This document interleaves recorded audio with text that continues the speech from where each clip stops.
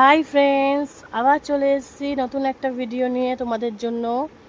তো আজকের আমার ডিনার কি হতে চলেছে তোমাদের সাথে সেটাই আমি দেখাবো আজকে। তো দেখো, এখানে আছে দুটো রুটি। এখানে আমার শাশুড়ি ডালের বড়া করেছিল, তো আমি কটা ডালের বড়া নিয়েছি।